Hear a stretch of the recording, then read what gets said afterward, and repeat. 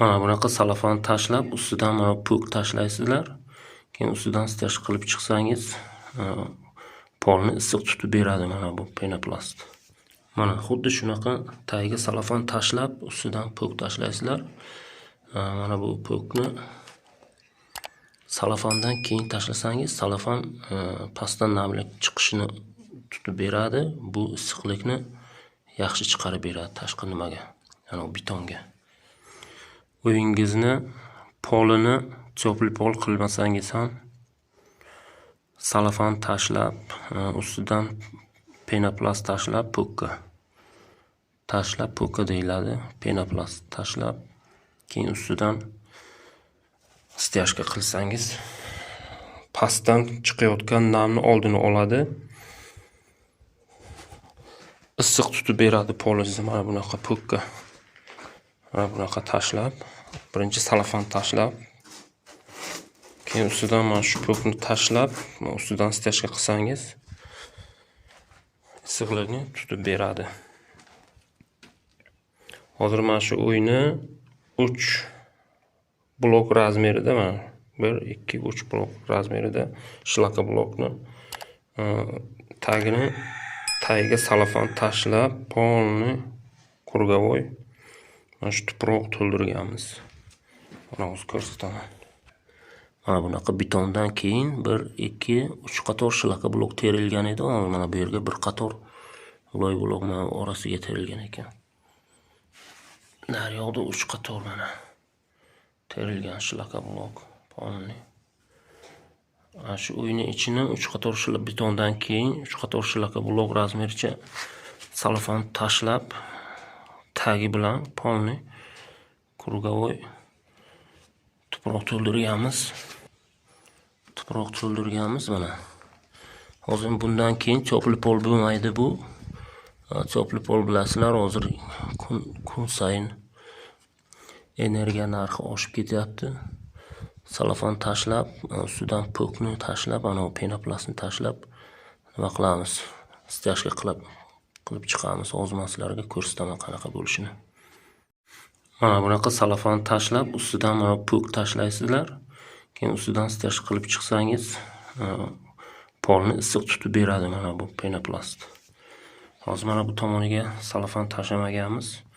Mana bu yerga ortib qolganini bu yerga ustiga mana bu penoplastni tashlab ko'rsatib beryapmiz.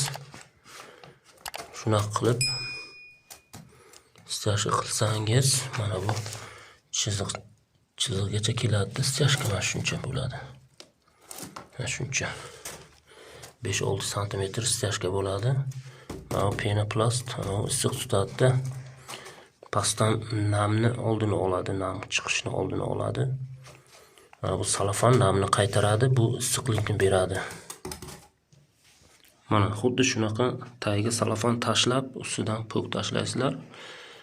Mana bu pokni salafondan keyin tashlasangiz, salafon pastdan namlik chiqishini tutib beradi. Bu issiqlikni yaxshi chiqarib beradi tashqi nimaga, ya'ni betonga. Mana bu pokni biz kattasini sotib olganmiz. Bu yerga 1 ga 2 kvadrat. Mana shu bitta listi 20 ta bo'ladi. Pashkasiga bir pashkasini 750 mingga sotib oldik biz. Mana shu hali bu kam, bu uyni polni tagini, polini shunaqa qilib stяжка qilib chiqamiz deb rejalashtiryapmiz. Sizlarga ham maslahat beryapman. Bilganlarimni sizlarga ilinib ketyapman. Shuna qilsangiz sizlarga ancha foyda bo'ladi. Mana ko'rinishi lazer qo'yib, chizib, ana u yerga chizib qo'yganmiz lazer bilan obtarozi qilib chizib qo'yganmiz. Katta 5, 6 yoki 7 sm gacha ustidan stяжка bo'ladi.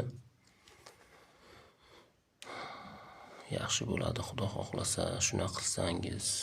Chopli pol bo'lmasa ham bu yerga radiator qo'yamiz. Radiator uстановка qilyapmiz. Chopli pol bo'lmaydi. Mana shuni 20 tasini 750 mingga sotib oldik biz. Bu presi qattig'ida ustidan yursangiz ham bo'ladi. Presslari, miloyimlari ham bor. Va bunda qissangiz bunday nima bo'ladi. Bu qattig'i, ustidan yursangiz ham bo'ladi.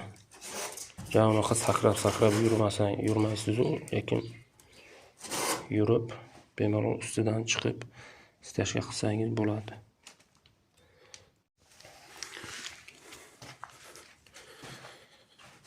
Shunaqa gaplar.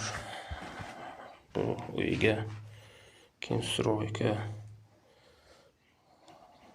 uy ko'tarayotgan, stroyka qilayotgan akalarimiz uchun maslahat edi. Shunga e'tibor berib istashga qilsangiz, uyingizni ichi issiq tutadi polini. Mana bu penoplast.